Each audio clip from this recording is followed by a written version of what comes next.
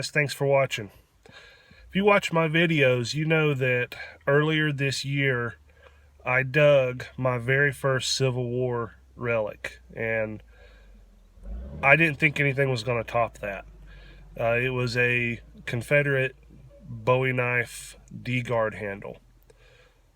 That was my find of the year until this week, and I dug something that has become my favorite find ever. When I dug it, I wouldn't have classified it that way, but it turned into that. Now, this whole video is going to be on this one find because it's worth it. It's deserving of it. I would show you more that I dug out of this yard, except I didn't dig anything outside of the yard. Good size yard, 1908 home, loads of good signals, all of it trash. Nothing I would even bother to show you except for one keepable item. Check this out. All right, well, I'm on a new permission, 1908 home. Very nice couple giving me permission to hunt all this. Now it's all on the side of the hill. And I've covered most of this with no results. But, oh my goodness, I hope that's a token. Look at that. Gosh, I hope that's a token. See the green on that plug? Feels coppery. What do we got here? Oh, that would make my day. Been a long time since I got a good token. Feels a little bit heavy for a token, but don't ever know. Oh my gosh, even better. I think I just got a collar disc.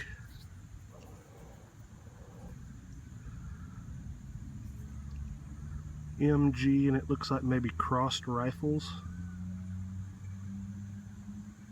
Oh wow, I gotta get that cleaned up. That's awesome. Awesome, that's even, well, I don't know. To me, military stuff is right at the top, if not the top. But tokens are right there too, so either way, but that definitely looks like some sort of a collar disc. Very cool. Well, I'm not done yet. I've got down here to do. But from the edge of the deck all the way over this way down to where I'm at, I have not found a single coin, not even a modern penny. I've never done that before. But I thought I had one, but it's cooler than that. Now, I'm almost positive, but not completely. I think I found the back of that machine gunner's collar disc. I'll have to look at the some pictures online, but I think that's what that is. And if it is, that's very cool. I found the disc somewhere over in there, probably about 20 feet away.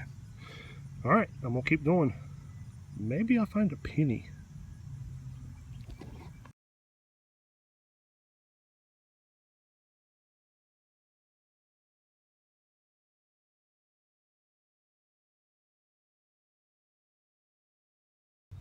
Now that's a bucket list item for me. I've never found a collar disc, and I've always wanted to. So I was really excited with it. The MG should have clicked for me as what that stood for, but it didn't.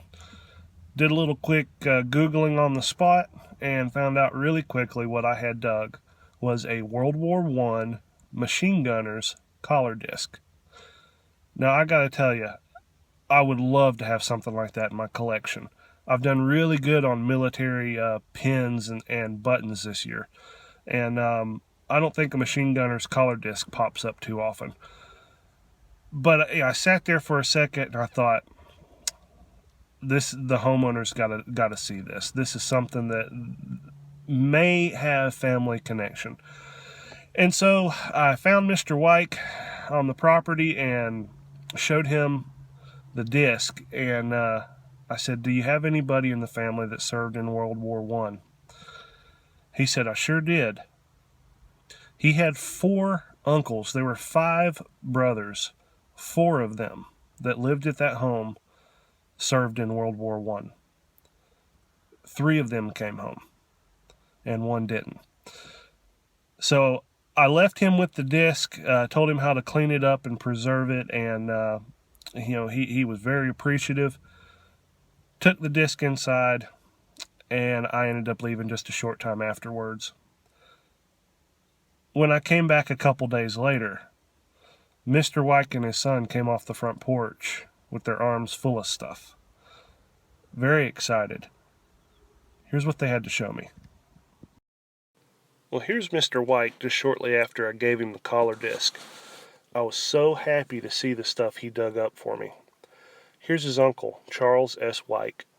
He was with the 4th Division Infantry, F Company. Now, they organized in North Carolina, and they really had some amazing photos of him. And the collar disc, you could see it on his uniform. It was pretty cool.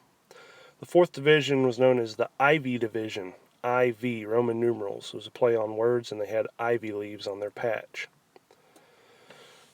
This photo is incredible. 22,500 machine gunners and officers at a training center in Augusta, Georgia. And here is the death certificate for Charles S. Wyke, and he was killed on the 25th day of July in 1918. I can't explain to you how excited I was to get this information, to be able to put a face with this collar disc. And Mr. Wyke said, I probably wouldn't have gone through and looked at this stuff without that collar disc. That made me feel really good too. I love connecting people with their own history. But Sergeant Wyke served in a very, very important battle of World War I. And he died exactly 7 days after the start of this battle, which lasted for several days. So I don't know if he was wounded and died a little bit later. And it's quite possible that he was killed immediately in action 7 days later. I got to give you a little bit of the story of the battle that he fought in and some of the men he fought with in this battle. So the Second Battle of the Marne is this battle that Sergeant Wyke fought and died in. It's called the Second Battle of the Marne because about 4 years earlier the Germans had advanced down to the Marne River, which is only about 25 miles away from Paris. There's great video and pictures of French soldiers pouring out of Paris in city taxis to go meet the Germans and stop their assault. And they did, but it kind of led to a stalemate. The trench warfare that you read about in World War I, it's because neither side was really able to do anything. The French had dug in, and the Germans just stayed put. Up to 6,000 men a day were dying at this point. Well, the American Expeditionary Forces and British Expeditionary Forces were called into play at this battle. Tanks, lots of tanks were used, and machine gunners like Sergeant Wyke were called in to help, and help they did. A massive counterattack was planned and executed starting on July 15th, and for the first time the German soldiers began to lose ground, and it wasn't maybe about 100 days later before the war was pretty much over. So it was a turning point of World War I. He fought with some incredible men. Now, the 4th Infantry Division itself lost 2,100 men, but across the board, some pretty incredible guys were fighting in this battle. George Marshall. This is George Patton. He was one of the tank commanders, and Patton's one of my favorite war characters. He was somebody. This is Douglas MacArthur. He went on to lead the troops in World War II. William Donovan. He went on to head a well-known organization known as the Central Intelligence Agency. Now this is a little bit local. Joyce Kilmer. We have Joyce Kilmer National Forest close to where I live. He was a poet, and he fought alongside Sergeant Wyke. And this is Quentin Roosevelt, President Roosevelt's son. He was a pilot, and he was shot down over France during this battle.